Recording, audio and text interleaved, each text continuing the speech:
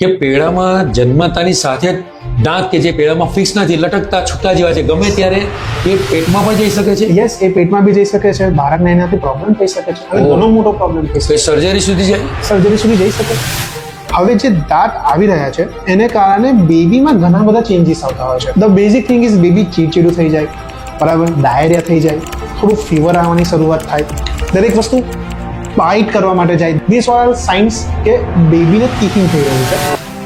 કે બાળકને આ વારંવાર મોંમાં નાખે, અંગૂઠો ચૂસતો હોય તો મહિલા કંઈક સરળ ઉપાય તરીકે અહીંયા કંઈક બાંધી દે છે બાળકને, તો એ શું યોગ્ય છે? જ્યારે બી દાંતમાંથી ઇન્ફેક્શન દાંતના નસની અંદર જાય છે, દેટ મીન્સ કે હવે તમારે રૂટ કેનાલ તરફ તમે તમારા દાંતને લઈ જજો. કે 3-4 વર્ષ પહેલા મેં બગાસું ખાધું ને તો બહુ આરામથી ખાધું, તો પછી મોં બંધ જ ના થાય. હું મારી વાત કરું ને હાજી, તો મારું જ બગાસું બહુ મોટું છે, એટલે ઘણી બધી સાચી વાત વખત છે. મારે જ ધ્યાન રાખવું પડે કે સન્ડે મોર્નિંગમાં પેશન્ટ રૂટીનમાં રીતે ઉલ્યું કરતું હતું અરે. અને ઉલ્યું કરતા કરતા જોલોક થઈ ગયું. બેઝિકલી તમે ભાંગ પીઓ તો કેવું હોય કે હસો તો હસ્યા કરો, બરાબર, એ રીતનું આમાં છે કે તમે હસો તો સરસ હસ્યા કરો. બિલકુલ સર. પણ નસો નથી, સમજો. સર, સમજી આપણે ગયો. ટ્રીટમેન્ટ માટે યુઝ કરીએ. મને કોઈ મારવા આવશે કે આ તમે ઇમ્પ્લાન્ટ નહીં, બંધ સર, કરાવી દેશો. સાચી વાત છે. હવે મારી વાઈફ જ મને મારશે કે ઇમ્પ્લાન્ટ જ બંધ કરાવે છે, સીઝ ઇમ્પ્લાન્ટ કરવા છે.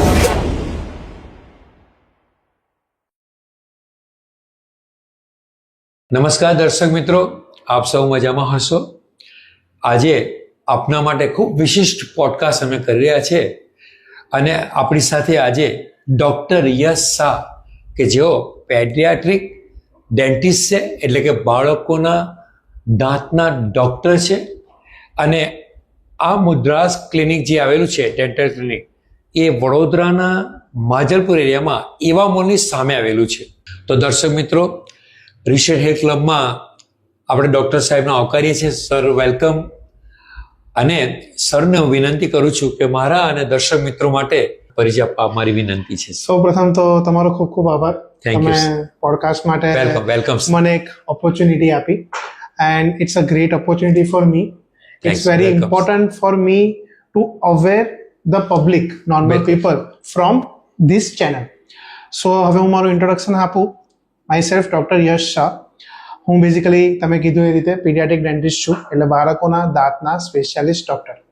હું મેઇનલી લગભગ 8 વર્ષથી આ પ્રેક્ટિસમાં છું, BDS પછી.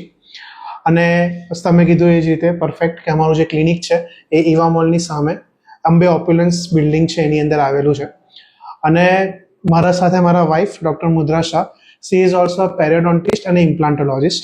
હવે તમને બધાને એવું થતું હશે કે આ શું સર બધી મોટી મોટી ટર્મિનોલોજી યુઝ કરી રહ્યા છે. એકચ્યુઅલી જે રીતે હાર્ટ સ્પેશિયાલિસ્ટ હોય છે કે પછી કિડનીના સ્પેશિયાલિસ્ટ ડૉક્ટર હોય છે કે ઓર્થોપેડિક હોય છે, એ રીતે દાંતના ડૉક્ટર્સ બી બહુ બધા ટાઈપના આવે છે, જેના વિશે આપણે આગળના પોડકાસ્ટમાં વાત કરીશું. સર, આપે કહ્યું કે ડેન્ટિસ્ટમાં પણ સારવારના આટલા પ્રકારો છે, તો મારા દર્શક મિત્રોને જણાવો કે આ કયા પ્રકારના પ્રકારો છે?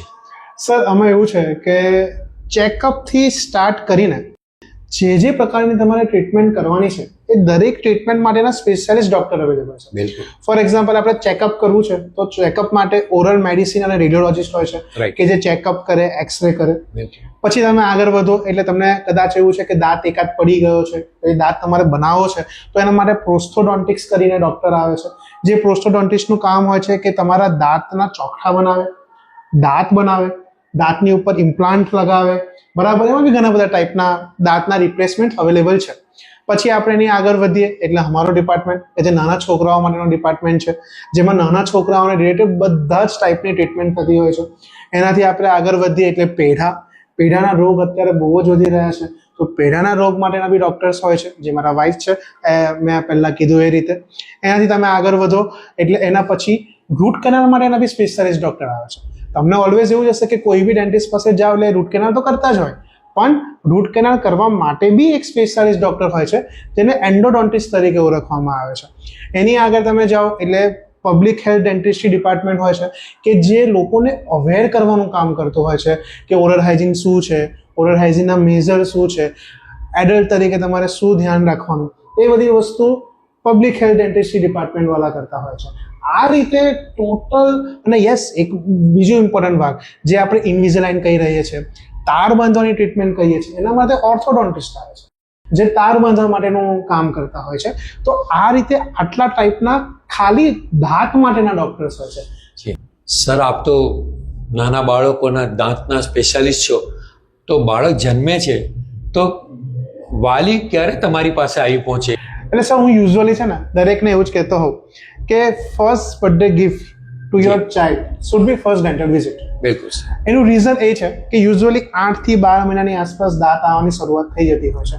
એટલે દાંત આવે એટલે દાંતનું શું દેખરેખ રાખવાની, શું ધ્યાન રાખવાનું, એ બધું આપણે પેરેન્ટ્સને કહીને આપણે એના માટે અવેર કરી શકીએ.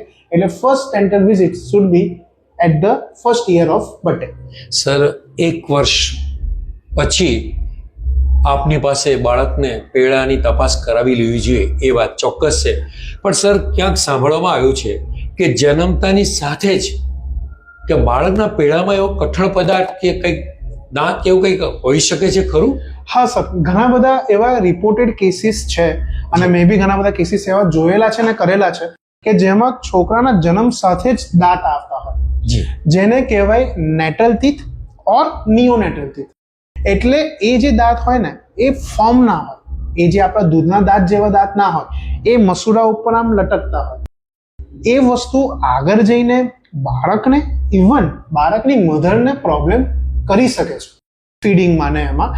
એના માટે ઇટ ઇઝ એડવાઇઝેબલ કે જો એ ટાઈપના દાંત દેખાય તો સૌથી પહેલા પીડિયાટ્રિક ડેન્ટિસ્ટનો કોન્ટેક્ટ કરવો. તો સર, આ તો બહુ મહત્વની જાણકારી થઈ આપણા માટે કે પેડામાં જન્મતાની સાથે જ દાંત કે જે પેડામાં ફિક્સ નથી, લટકતા છૂટા જેવા છે, ગમે ત્યારે એ પેટમાં પણ જઈ શકે છે. યસ, એ પેટમાં બી જઈ શકે છે, બાળકને એનાથી પ્રોબ્લેમ થઈ શકે છે અને ઘણો મોટો પ્રોબ્લેમ થઈ શકે છે. સર્જરી સુધી જાય? સર્જરી સુધી જઈ શકે ડેફિનેટલી, પણ prevention is always better than cure. એટલે એ આપણે એનું ક્યોર, પ્રિવેન્શન જ જ્યારે આપણે કરી લઈએ તો પછી આપણે ક્યોરિંગ સુધી જવાની જરૂર ના પડે. બાળકનો જન્મ થાય છે, ચાઇલ્ડ સ્પેશિયાલિસ્ટ જોઈ લે છે, અત્યારે કોઈ ઇસ્યુ નથી, પણ આપે કહ્યું કે 1 વર્ષમાં એટલે 8 થી 12 મહિનામાં એમને દૂધિયા દાંત આવવાની શરૂઆત થાય છે. તો મા તરીકે એમને અથવા તો એવા કયા લક્ષણો પ્રગટે કે જડબામાં દાંત આવતી વડે આવી અમુક પ્રકારની તકલીફો થતી હોય અને આપના સુધી પહોંચવું જરૂરી છે અથવા શરૂ કરી દેવું જોઈએ? તો સર, એ વિશે જરા માહિતી આપશો પ્લીઝ. હા, એ જે તમે વર્ડ યુઝ કર્યો કે જે દાંત આવવાની શરૂઆત થઈ રહી છે, એ વર્ડને કહેવાય છે ટીથિંગ. ટીથિંગ ઇઝ બેઝિકલી મોઢાની અંદર દાંત આવવાની શરૂઆત થઈ. હવે જે દાંત આવી રહ્યા છે એને કારણે બેબીમાં ઘણા બધા ચેન્જીસ આવતા હોય છે.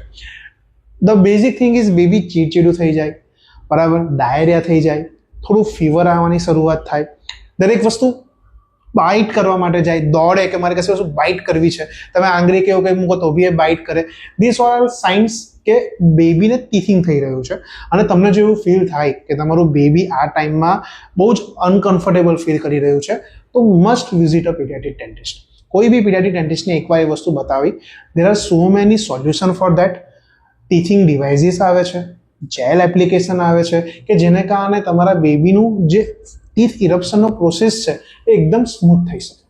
સર, ઘણીવાર એવું જોવા મળે છે કે બાળકને આ વારંવાર મોંમાં નાખે, અંગૂઠો ચૂસતો હોય તો મહિલા કંઈક સરળ ઉપાય તરીકે અહીંયા કંઈક બાંધી દે છે બાળકને, તો એ શું યોગ્ય છે?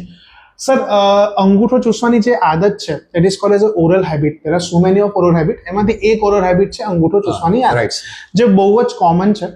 પણ અમુક ફેઝ સુધી, ફોર એક્ઝામ્પલ 2 to 3 યર્સની જે એજ છે એ એજમાં અગર બેબી થમ સકિંગ કરે છે કે જે અંગૂઠો ચૂસવાની આદત છે, it is consider as a normal. પણ આપણે જે હેબિટ રાખીએ છીએ કે જે ઘણી બધી તમે જોયું હોય કે નાના છોકરા જન્મે તરત જ ગ્લોવ્સ પહેરાવી દે, એનું રીઝન છે કે એમના જ પોતાના નાક એમને ના વાગી જાય. એમના જે નખ હોય એ નખ એ ઘસી ના કાઢે અને નખ એમને વાગી ના જાય એના માટે એ પહેરાવતા હોય છે. અને થમ માટે ખાસ કરીને થમ ગાર્ડ કરીને વસ્તુ આવે છે, જે બી ઘણા બધા લોકો પહેરાવતા હોય છે થમ સકિંગ હેબિટને સ્ટોપ કરવા માટે, કે રોકવા માટે. યસ, થમ સકિંગ હેબિટ એવી છે કે બહુ ડિટેલ ડિસ્કશનની રિક્વાયરમેન્ટ છે. યસ, ડેફિનેટલી એના માટે આપણે ફ્યુચરમાં એકાદ હેબિટ્સ ઉપર અલગ આપણે પોડકાસ્ટ બનાવીને આપણે પ્રેક્ષક મિત્રોને આપીશું.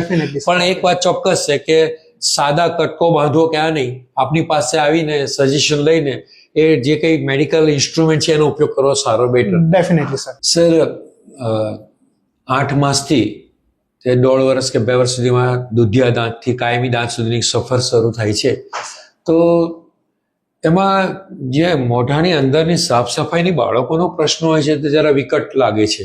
ડેફિનેટલી તો એમાં આપના શું સજેશન છે સર? ને એ જો મોઢાની સફાઈ નથી કરતા તો શું ઉદ્ભવે છે, કઈ મુશ્કેલી શું ઉદ્ભવે પછી? અને સર બીજો પણ એક નાનકડો પ્રશ્ન આપણે જોડી દઈએ છીએ દર્શક મિત્રો માટે કે દાંત આવે છે તો એને પણ સફાઈ કરવી પડશે, તો બ્રશ તો કેવી રીતે વાપરવું, બ્રશ કયા પ્રકારનું વાપરવું, કે પછી હાથથી સાફ કરવું, એ પણ એક મુશ્કેલ છે નાના બાળકો માટે. તો એ પણ ચર્ચામાં થોડુંક અમારા દર્શક મિત્રોને માહિતી આપો પ્લીઝ. બહુ સરસ ક્વેશ્ચન છે તમે લીધો છે, અને આ વસ્તુની જરૂરિયાત બહુ જ છે અને બધાને ખબર થાય એ બી બહુ જરૂરી છે. હવે હું શરૂઆત કરીશ ગમ્સથી, કે જ્યારે દાંત આવ્યા જ નથી, બરાબર? હવે દાંત આવવાની શરૂઆત થઈ છે, 2-4 દાંત આવ્યા છે. એ ફેઝમાં ગમ્સને આપણે નોર્મલ મસલિન ક્લોથ આપણી પાસે ઘરે હોય એ મસલિન ક્લોથને થોડો ભીનો કરીને એનાથી આપણે સાફ કરી શકીએ. જે દાંત આવી ગયા છે એ દાંત માટે we can use finger brush. 0 to 2 યર્સના બાળકો માટે, જે 1 થી 2 વર્ષના બાળકો છે એના માટે ફિંગર બ્રશ આવે. એ ફિંગર બ્રશ તમે ડાયરેક્ટ ખાલી ફિંગર ઉપર તમારે પહેરી દેવાનું એઝ અ પેરેન્ટ્સ, અને તમે એ વસ્તુને યુટિલાઇઝ કરી શકો. પછી એનાથી આપણે આગળ વધીએ. તમને જે ક્વેશ્ચન પૂછ્યો કે સર આને ધ્યાન નથી રાખતા, જી, તો એ શું તકલીફ થાય? બિલકુલ. જો આપણે ધ્યાન નથી રાખતા સર, તો basically it will lead to sudden carries. હવે કેરીઝને આપણે દેશી ભાષામાં સડન કહી શકીએ. હવે સડન જે હોય છે સર, એ બેઝિકલી 3 ફેઝની અંદર આપણે આઈડેન્ટિફાઈ કરી શકીએ દાંતની ઉપર. સૌથી પહેલા દાંતની ઉપર વ્હાઇટ સ્પોટ્સ એટલે કે વ્હાઇટ ધબ્બા જોવા મળે. એ કન્વર્ટ થાય યલો સ્પોટ્સ કાં તો યલો ધબ્બામાં, અને પછી એમાં થોડા દાંતનો વ્હાઇટ સ્ટ્રક્ચરની જોડે યલો સ્ટ્રક્ચર મિક્સ થઈ જાય. એ પછી કન્વર્ટ થાય બ્રાઉન કલરમાં, અને બ્રાઉન કલર કન્વર્ટ થાય બ્લેકમાં. બ્લેક કલરમાં કન્વર્ટ થાય એટલે that is the severe form of carries, અને એ પછી દાંતના નસની અંદર જઈ શકે. અચ્છા. હવે એ જાણવું બી જરૂરી છે કે દાંત જે હોય છે ને એમાં બેઝિકલી 3 સ્ટ્રક્ચર હોય છે. ઇનેમલ જે સૌથી ઉપરનું સ્ટ્રક્ચર હોય, એના પછી આવે ડેન્ટિન, અને એના પછી આવે પલ્પ. બરાબર? પલ્પ એટલે દાંતની નસ, ઇનેમલ એટલે વ્હાઇટ કલરનું લેયર, અને ડેન્ટિન એટલે યલો કલરનું લેયર. બરાબર? જ્યારે બી દાંતમાંથી ઇન્ફેક્શન દાંતના નસની અંદર જાય છે, દેટ મીન્સ કે હવે તમારે રૂટ કેનાલ તરફ તમે તમારા દાંતને લઈ જઈ રહ્યા છો. અને એના કરતાં બેટર છે કે જ્યારે તમને દેખાય છે કે દાંત ઉપર વ્હાઇટ સ્પોટ છે, કે દાંત યલો થવાની શરૂઆત થઈ છે, કે એમાં કેવિટેશન એટલે કે ખાડા બનવાની શરૂઆત થઈ છે, એટલે પહેલામાં પહેલું પીડિયાટ્રિક ડેન્ટિસ્ટ, તમારા છોકરાઓ માટે પીડિયાટ્રિક ડેન્ટિસ્ટને બતાવો, અને મોટા માટે કોઈ બી નિયર બાય ડેન્ટિસ્ટને એકવાર વિઝિટ જરૂર કરવી. દુધિયા દાંતમાં પણ સડો થઈ શકે છે, હા, અને કાયમી દાંતમાં સડો થઈ શકે છે. મને એક નાનકડો પ્રશ્ન વચ્ચે એવું પૂછવાનું મન થાય છે કે આ દુધિયા દાંત અને કાયમી દાંત, તો માનો કે આપણે જોઈએ છે કે દાંતના મૂળિયા અથવા દાંત 2 દાંત વચ્ચે ગેપ હોય, તો ગેપ હોવી, નીચે મૂળિયામાં ગેપ હોવી, અથવા ઉપરથી પહોળાઈ 2 દાંત વચ્ચે પહોળાઈ હોવી, દાઢમાં પણ આ રીતે હોવું, તો શું એ નિવારી શકાય એવી સ્થિતિ છે? સર હવે તમે આ જે સ્પેસિંગનો ક્વેશ્ચન લીધો છે ને, એ બહુ સરસ વસ્તુ છે. એનું રીઝન હું તમને કહું કે જે આપણા દૂધના દાંત હોય છે ને, એ દૂધના દાંતમાં 2 દાંતની વચ્ચે સ્પેસ હોવી જ જોઈએ. રાઈટ. હવે કેમ? કેમ કે જે દૂધના દાંતની સાઇઝ છે એના કરતાં તમારા જે પરમેનન્ટ દાંતની સાઇઝ છે એ મોટી આવવાની. જી.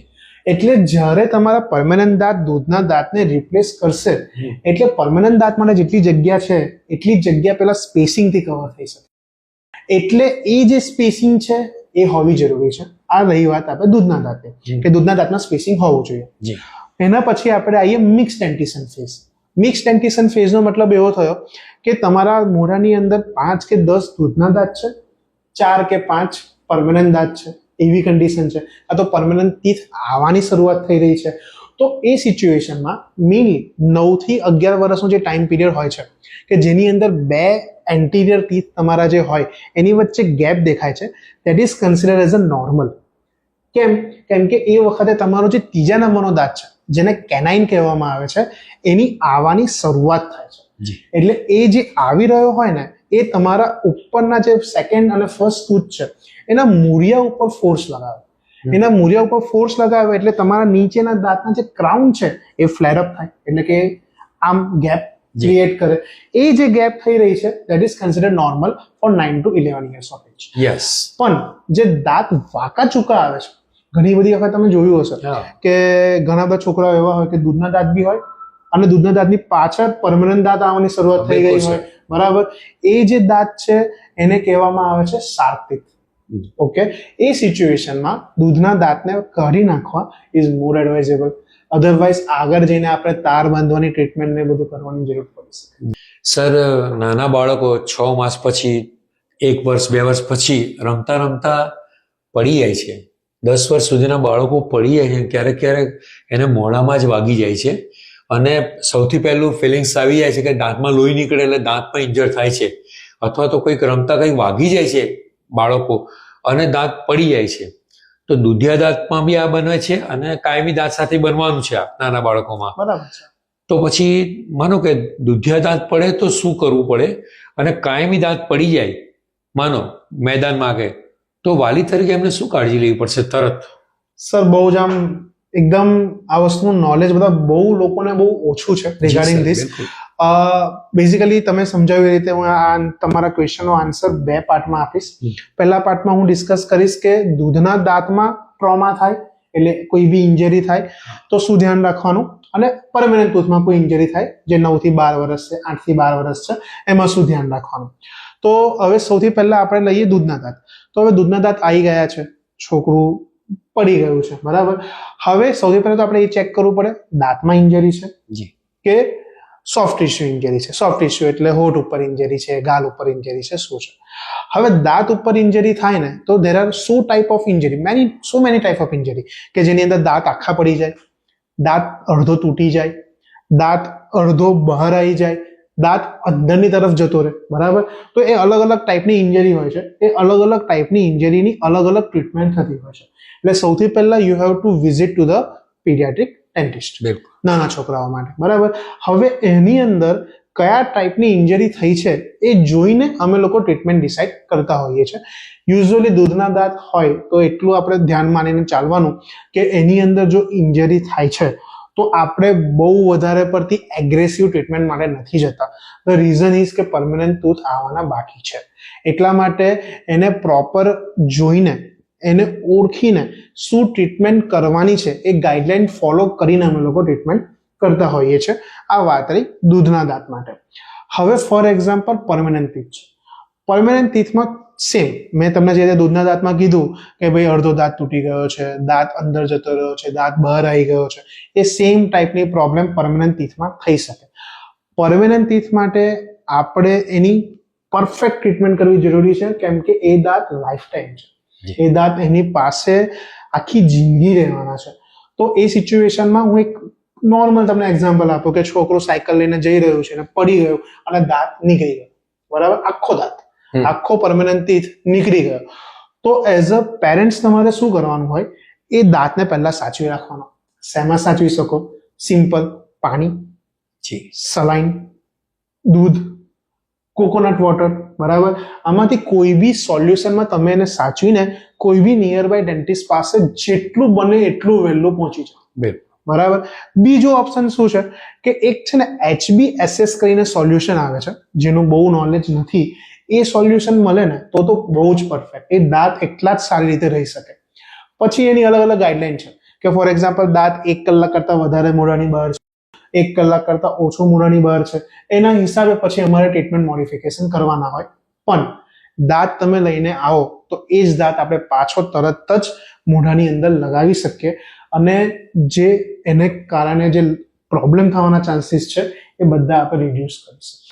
સર, આપે જે વાત કરી કે બાળકનો દાંત પડે ને આપણી પાસે દાંત લઈને આવી જાય વાલી, યસ, તો આપની 8 વર્ષની કારકિર્દીમાં આવો કોઈ પ્રસંગ બન્યો છે ખરો? હા સર, મલ્ટીપલ ટાઈમ એકચ્યુઅલી બન્યું છે આવું.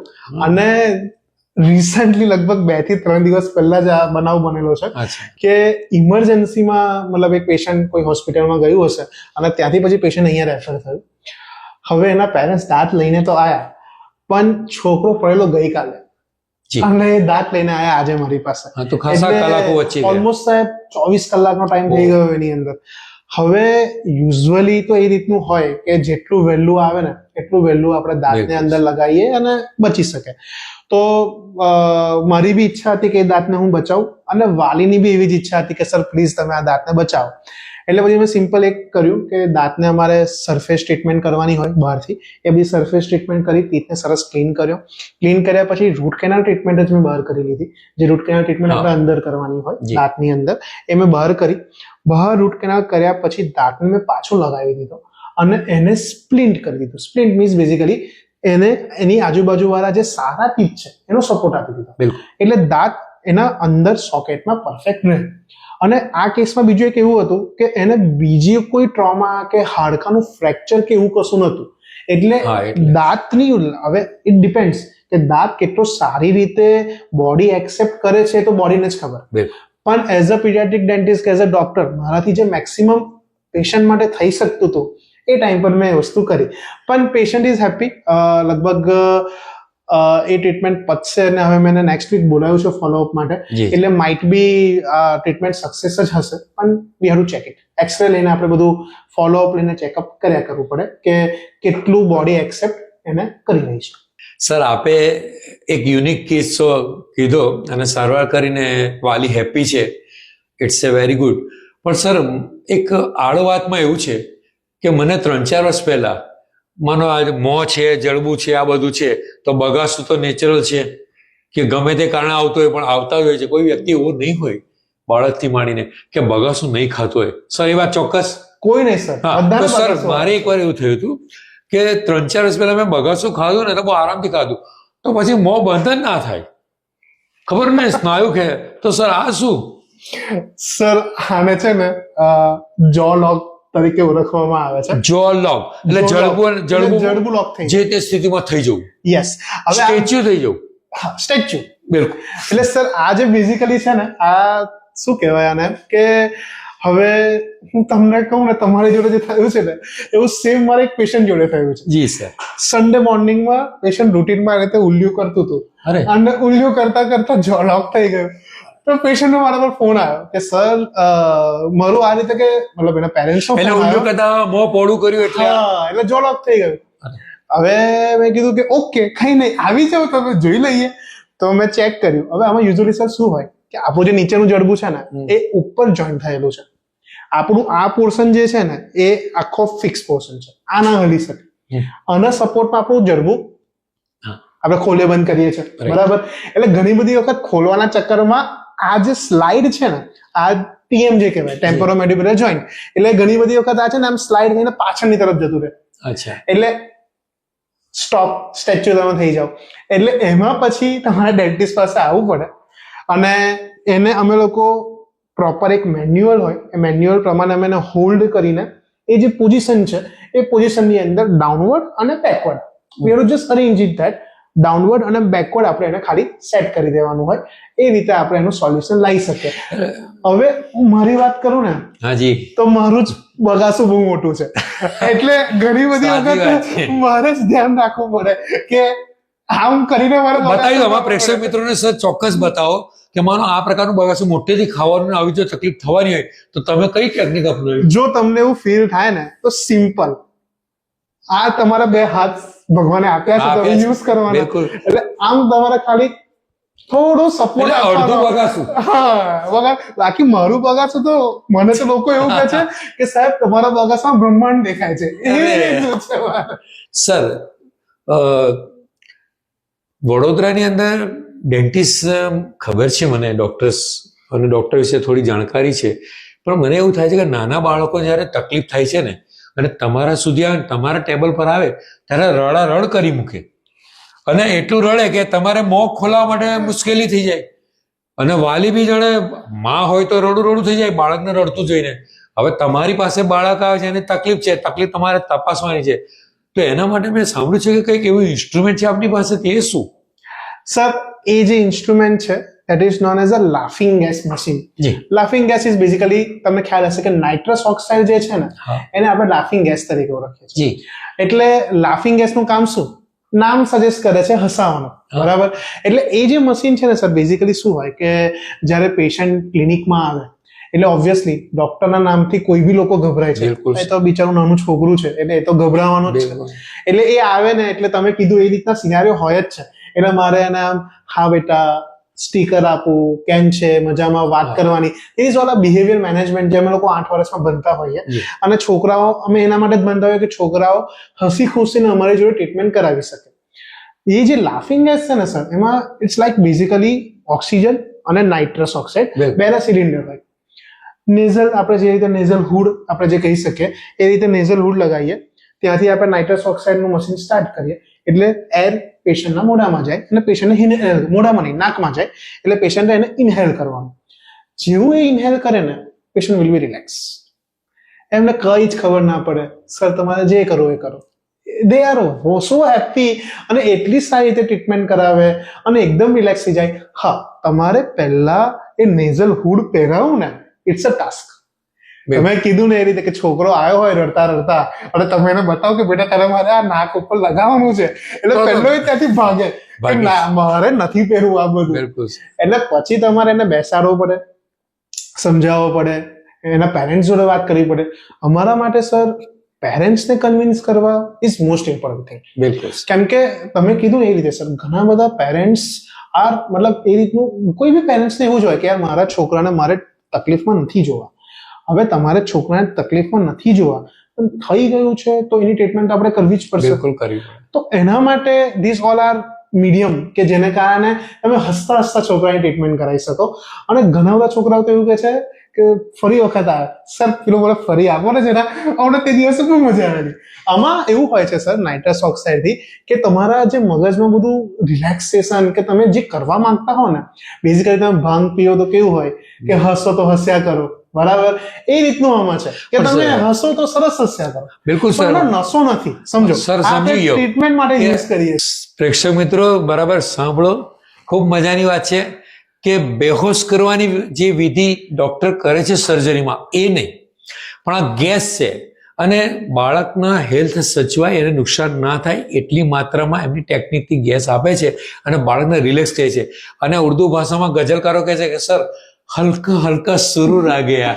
હા ને? Definitely sir. તો પછી વાલીઓ માટે ખાસ આ પોડકાસ્ટ અગત્યનો એટલે બને છે કે બાળકો રડારડ કરતા હોય પણ પહેલા બાળકને લાવી દો ડેન્ટિસ્ટ સર પાસે, તો એમની પાસે બધી ટેકનિક્સ છે, નાની મોટી આઈડિયા કરશે અને લાફિંગ ગેસનો ઉપયોગ કરીને એ રિલેક્સ કરશે ને આપણું સારવાર જે કરવાનો હેતુ છે એ સિદ્ધ થઈ જશે. તો સર આપણે તમે આ ડિસ્કશન આપણે લાફિંગ ગેસને એવું કર્યું, પણ હું એક વસ્તુ એડ કરવા માંગીશ કે તમે જે કીધું ને કે આખી ગેસ આપણે જે આપે that is not as general anaesthesia, જી કે સીસી સુંઘાડીને જે બી ટ્રીટમેન્ટ કરવાની હોય છે તે, તો એ બી સર ઘણા બધા છોકરાઓને કરાવવાની જરૂર પડતી હોય છે કે જે 2-2.5 વર્ષ 3 વર્ષના છોકરાઓ હોય છે કે જે લોકોના દાંત એટલી ઉંમરમાં બહુ ખરાબ થઈ ગયા છે, બરાબર. તો એવા છોકરાઓ કદાચ લાફિંગ ગેસથી ટ્રીટમેન્ટ ના થાય તો એવા છોકરાઓને પછી આપણે આ રીતે જનરલ એનેસ્થેસિયામાં ટ્રીટમેન્ટ કરાવવાની જરૂર પડી શકતી હોય છે.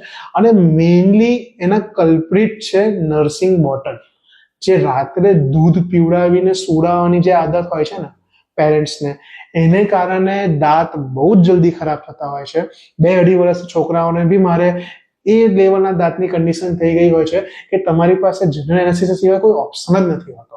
એટલે એ nursing bottle caries is the culprit. અને નર્સિંગ બોટલ કે જે તમે રાત્રે દૂધ પીવડાવવાની આદત છે એ એક પ્રોબ્લેમ ખરી આ વસ્તુ માટે. એવું છે સર.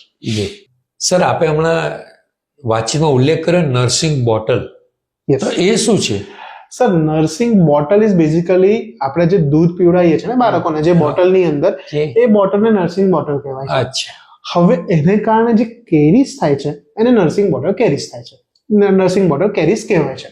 હવે એ સર બેઝિકલી શું હોય કે અત્યારે બાળક રાત્રે ઊંઘે છે, બરાબર. એટલે કોઈ બી બાળક હોય તો કોઈ બી પેરેન્ટ્સને એવું હોય કે દૂધ પીવડાવીને સુવડાવી દઈએ, તો જેવું દૂધ પીવડાવીને બાળકને તરત સુવાડી દે છે ને તો એ દૂધ આખી રાત દાંત ઉપર ચોટેલું રહે છે. હવે તમે એમાં સુગર એડ કરો કે ના કરો, નેચરલ સુગર તો દૂધની અંદર રહેવાની જ છે, તો એ પછી દાંતને જલ્દી ખરાબ કરે છે, કેમ કે બેક્ટેરિયાને એટ્રેક્ટ કરવાનું કામ કરે અને દાંતમાં પછી સડન ડબલ થઈ જાય, 3 ગણી સ્પીડ થઈ જાય. જે નોર્મલ સ્પીડ હોય સડન થવાની એના કરતા સ્પીડ તમારી 3 ગણી 4 ગણી થઈ જાય. હવે how to prevent it? Simple, રાત્રે દૂધ પીવડાવો, દૂધ પીવડાવ્યા પછી જો બાળક તરત સૂઈ ગયું હોય તો તમે નોર્મલ ભીનો કપડો લો, જે તમે પહેલા કીધું છે કે નોર્મલ ભીના કપડાથી ટીથ ક્લીન કરો અને બરાબર. પછી બાળક સૂઈ જાય. સિમ્પલ. થોડું પાણી પીવાડી દે પીતા હોય તો. યસ સર, ડેફિનેટલી એ તો બેસ્ટ છે. કોગળા હા. કરાવી દો, પાણી પીવડાવી દો. આ તો કદાચ બાળક તરત સૂઈ ગયું છે તો એના માટે તમે આ વસ્તુ કરી શકો. બાકી એ બ્રશ કરતું હોય તો બહુ જ સરસ. 2 times brushing for 2 days, perfect. એના કરતા આગળ કશું જોઈએ જ ના. તો સર, આખી વાતમાં દાંત, નાના બાળકો, દુધિયા દાંત, કાયમી દાંત, અકસ્માત થવો, આ બધી આપણે અત્યારે ચર્ચામાં લીધું. તો આપણે એક શોર્ટમાં અમારા દર્શક મિત્રોને જે વાલી છે, ખાસ કરીને મહિલા વાલી છે, જે માતા છે, તો પ્રિવેન્શન કેવી રીતે કરવું? આપણે કહીએ કે prevention is the better than cure. તો પ્રિવેન્શન વિશે થોડીક માહિતી આપી દો. Perfect sir. પ્રિવેન્શન બે સ્ટેજમાં થઈ શકે. એક, તમે તમારા ઘરે જે કરો that is also known as a prevention. બીજું, તમે અમારી પાસે આવીને કરો. તમારા ઘરે તમે શું કરી શકો? Toothbrush, toothpaste, twice daily brushing, 2 minutes in a day. Okay, that is a simple calculation. હવે એના માટે there are various types of toothpaste and toothbrush available in the So market. many. હવે એમાં બેઝિકલી જે 0 થી 3 yearsના ચાઇલ્ડ છે એના માટે ફ્લોરાઇડ વાળા ટૂથપેસ્ટની જરૂર નથી, એટલે અચ્છા. એને તમે નોન ફ્લોરિડેટેડ ટૂથપેસ્ટ આપી શકો. 3 years થી ઉપરના છોકરાને તમારે ફ્લોરિડેટેડ ટૂથપેસ્ટ આપવાની છે. અને કઈ બી ક્વેરી હોય તો visit a paediatric dentist. Okay. Second stage આ તમે કરી દીધું. બ્રશિંગમાં બહુ ટાઈપના બ્રશ હોય છે. કાર્ટૂન વાળા બ્રશ, બાર્બી વાળા બ્રશ, કાર વાળા બ્રશ, ઇલેક્ટ્રિક બ્રશ, બહુ જ હોય છે. આપણે ખાલી બ્રશ ઉપર બી પોડકાસ્ટ કરી શકીએ એટલા બધા બિલકુલ, sir. ટાઈપના બ્રશ હોય છે હા. સર. અને નેક્સ્ટ હવે ફેઝ અહીંયા અમારી પાસે. તો the perfect solution for the prevention of caries is fluoride varnish. Fluoride varnish is the solution. જે ફ્લોરાઇડ, આપણે જે સોડિયમ ફ્લોરાઇડ કરીને એક એજન્ટ આવે છે એનું બનેલું હોય, એ આપણે દાંત ઉપર એપ્લિકેશન કરવાનું. That can be apply for the child patient કે જેને દૂધના દાંત છે. તો એ એપ્લાય કરીએ ને તો દાંતનું સ્ટ્રક્ચર સ્ટ્રોંગ થાય. દાંતનું સ્ટ્રક્ચર સ્ટ્રોંગ થાય એટલે જે સડન થવાના ચાન્સીસ છે એ ઓટોમેટિકલી મિનિમાઇઝ થઈ જાય. એટલે that is the perfect solution for the child patient. બરાબર, જેના દૂધના દાંત છે. હવે આપણે એના કરતા એક સ્ટેજ આગળ આવીએ કે ભાઈ જે છોકરાઓ મિક્સ ડેન્ટિશનમાં છે કે જેના દૂધના દાંત બી છે હા. અને પરમેનન્ટ દાંત બી છે, તો પરમેનન્ટ દાંત 6 વર્ષની એજમાં પહેલો આવવાની શરૂઆત થાય, જે તમારી ડાળ હોય. ઘણા બધા પેરેન્ટ્સ એ જે ડાળ છે ને એને દૂધના દાંત તરીકે કન્સિડર કરે છે અને એને ઇગ્નોર કરે છે. એટલે મારી પાસે જે પેશન્ટ્સ આવે છે ને એમાં લગભગ 50 to 55 છોકરાઓ એવા હોય છે કે એમને એ દાંતમાં સડન હોય જ, અને એનું રીઝન છે કે એ દૂધના દાંત તરીકે જ કન્સિડર થાય છે. અચ્છા. પેરેન્ટ્સને ખબર જ નથી કે આ પરમેનન્ટ ટીથ આવવાની શરૂઆત થઈ છે. એના માટે પ્રિવેન્શન માટેનું એક સોલ્યુશન છે that is known as a pit and fissure sealant. What is pit and fissure sealant? It is just a sealant. એકદમ નાનું લિક્વિડ જેવું ફોર્મ હોય, એને દાંતની ઉપર આપણે લગાવી દેવાનું, એટલે દાંતના એરિયામાંથી સડન થવાના ચાન્સીસ બંધ થઈ જાય. બેઝિકલી આપણું સર જે દાંતનું ડાળનું જે સ્ટ્રક્ચર છે ને એ કઈ રીતનું હોય, આ રીતનું ખબર છે. જે આપણે કહીએ ને કે અનઇવન છે, તો એ અનઇવન જે સ્ટ્રક્ચર છે ને એમાં ખાવાનું ફસાવાનું, એને કારણે સડન થવાનું, એ બધા ચાન્સીસ વધારે હોય. એટલે આપણે આ સિલન્ટ લગાવી દઈએ ને એટલે સરફેસ સ્મૂથ થઈ જાય અને કોઈ બી સ્મૂથ સરફેસ ઉપર ખાવાનું ના ફસાય. બિલકુલ. એ એરિયા તમારો જે છે એ સેલ્ફ ક્લિનિંગ એરિયા થઈ જાય. સેલ્ફ ક્લિનિંગ એટલે જાતે સાફ થઈ જાય. બ્રશ કરો એટલે ઇઝીલી રિમૂવ થઈ જાય. ઘણી બધી વખત એ જે પિટ્સ એન્ડ ફિશરની અંદર ખાવાનું ફસાતું હોય ને એ જાતે નીકળી ના શકે, એટલે એ સડનના ફોર્મમાં કન્વર્ટ થાય અને પછી તમારે સિમેન્ટ ભરાવવો પડે. એનાથી વધારે જાય તો રૂટ કેનાલ કરાવવી પડે. રૂટ કેનાલથી બી સોલ્વ ના થાય એટલે વધારે ખરાબ હાલત છે તો ભાઈ તમારે ઇમ્પ્લાન્ટ માટે જવું પડે. સો એટલા બધા ઘણા બધા લોકો એવું કહેતા હોય છે કે ડેન્ટલ ટ્રીટમેન્ટ બહુ કોસ્ટલી છે, બહુ કોસ્ટલી છે. જી sir. Actually dental treatment costly નથી. તમે વહેલા આવી જાઓ ને તો પ્રિવેન્શનમાં જ તમારું કામ પતી જાય. તમારે છેક ઇમ્પ્લાન્ટ સુધી જવાની બી જરૂર ના પડે. મને કોઈ મારવા આવશે કે આ તમે ઇમ્પ્લાન્ટ બંધ કરાવી દેશો. સાચી વાત છે કે માણસ છેલ્લે બધું થાય ને છે દુખાવો સહન ના થાય તો તમને યાદ કરે છે. એક્ઝેક્ટલી. હવે મારી વાઈફ જ મને મારશે કે ઇમ્પ્લાન્ટ જ બંધ કરાવે છે, સીઝ ઇમ્પ્લાન્ટ એટલે આ તો અઘરું કામ થઈ ગયું મારા માટે. સર, આજે અમારી રીસેટ હેલ્થ ક્લબ છે, એમાં જોડાયેલા 10,000 સભ્યો છે. એમાં વડોદરાના 30 થી 32 સિનિયર સિટીઝન ગ્રુપ પણ છે. આ બધા આ પોડકાસ્ટ વિડીયો આપણા જોવાના છે અને સાથે સાથે વડોદરાવાસીઓ છે, આપણે વડોદરામાં બધા જ છીએ, વડોદરાવાસીઓ માટે ખાસ આપણે કરવા જઈ રહ્યા છે. તો વડોદરાવાસીઓને એઝ અ બાળકોના પેશન્ટ ડૉક્ટર તરીકે કોઈ મેસેજ આપવા માંગતા હોય તો પ્લીઝ સર. ડેફિનેટલી હું બાળકોના નિષ્ણાત તરીકે પેરેન્ટ્સને ડેફિનેટલી હું કહેવા માંગીશ જી સર. કે છોકરાઓને જેવા જ ફર્સ્ટ ટીથ આવવાની શરૂઆત થાય એટલે બ્રશિંગ કરાવવાનું ચાલુ કરો. દિવસમાં 2 વખત બ્રશ કમ્પલસરી કરાવવાનું. બ્રશ 2 મિનિટ માટે કરાવવાનું, સવારે અને સાંજે. નોર્મલ બ્રશિંગ ટેકનિક, સિમ્પલ બ્રશને છોકરાઓ માટે રમૂજી રીતે રાઉન્ડ રાઉન્ડ રાઉન્ડ, પછી મોઢાની અંદર straight round, right side round, left side round, simple. છોકરાને બહુ જ મજા પડશે દાંત કરવાની. કેમ કે ઘણા બધા છોકરાઓ એવું કહેતા હોય છે કે મારા પપ્પા મતલબ પેરેન્ટ્સ કહેતા હોય છે કે અમને છોકરાઓ બ્રશ નથી કરવા દેતા. સર્કલ બનાવો મોટું, મોટા સર્કલને નાનું કરો અને બ્રશ કરાવો, છોકરા સરસ રીતે બ્રશ કરશે. બિલકુલ. બીજો પોઈન્ટ કે તમને એવું બિલકુલ બી દેખાય છે કે ભાઈ દાંતની અંદર થોડો બી સડાની શરૂઆત થઈ છે, 2 દાંતની વચ્ચે કંઈક ખાવાનું ફસાય છે, કે તમને છોકરું કહે છે કાં તો તમને દેખાય છે, તો બિલકુલ દુખાવા થાય પેશન્ટને કે બાળકને, એનો વેઇટ કર્યા વગર પહેલા ડોક્ટર પાસે આવો, બિલકુલ સર. પીડિયાટ્રિક ડેન્ટિસ્ટની વિઝિટ કરો, જુઓ કે શું છે. જે વસ્તુ દાંતના નસમાં જાય અને પછી જે છોકરાને તકલીફ પડે ને એના કરતાં એ વસ્તુ પ્રિવેન્શનમાં જ અટકી જશે. અને બીજું એક પોઈન્ટ હું ખાસ કરીને કહેવા રાખીશ કે અત્યારે છે ને છોકરાઓને, નાના છોકરાઓને દાંત ભીંચવાનો અને દાંત Yes, yes. ઘસવાનો હેબિટનો પ્રોબ્લેમ બહુ જ છે, જેને અમારી ભાષામાં બ્રક્સિઝમ કહેવાય છે. અને એનું મેઇન રીઝન એક સાયકોલોજીકલ પ્રેશર કહેવાય છે કે અત્યારના છોકરાઓને નાનપણથી જ સ્કૂલમાં 1લો નંબર લાવો, અને એક સાયકોલોજીકલ અને સોશિયલ પ્રેશર બહુ જ અત્યારે વધી ગયું છે. તો બાળક છે, બાળકને એન્જોય કરવા દો, એની લાઈફ છે, અત્યારે એની એન્જોય કરવાની લાઈફ છે. એ આપણી એજમાં એને થોડી એન્જોય કરવાનું છે. બિલકુલ એ સર. એની એજની અંદર જ્યારે છે તો એને જે કરવું હોય બધું કરવા દો, એને એન્જોય કરવા દો. અને હા, જો તમને એવું લાગતું હોય કે તમારું બાળક રાત્રે દાંત કટકટાવે છે, દાંત એકદમ જોરથી ભીસે છે, તો પણ પીડિયાટ્રિક ડેન્ટિસ્ટની વિઝિટ ડેફિનેટલી લેવાની તમારે જરૂર છે. તો પ્રેક્ષક મિત્રો, સરે ખૂબ સામાન્ય માહિતી અને વિશિષ્ટ માહિતી, વિશિષ્ટ ઉદાહરણ સાથે આપણે પૂરી પાડી છે. તો હવે પછીના આપણે જે રોગ છે, ડિસીઝ કહેવાય છે, તો એ કઈ રીતે હોય છે અને સારવાર કઈ રીતે કરી શકાય એના વિશે આપણે ફરી પોડકાસ્ટમાં, આપણે નેક્સ્ટ પોડકાસ્ટમાં મળી રહ્યા છે. અને સરનો પ્રેક્ષક મિત્રોને અમે રિશેટ હેલ્થ ક્લબ પરથી ખૂબ ખૂબ આભાર માનીએ છીએ. Thank you very much sir. Thank you so much sir, thank you so much. તમે આવ્યા એના માટે ખૂબ ખૂબ આભાર, અને ખાસ કરીને મને આ ઓપોર્ચ્યુનિટી આપી તમે એના માટે ખૂબ ખૂબ આભાર. અને કોઈને બી કોઈ બી ક્વેરી હોય તો I am always there. I am here to help you everyone. Thank you so much sir. Thanks a lot sir.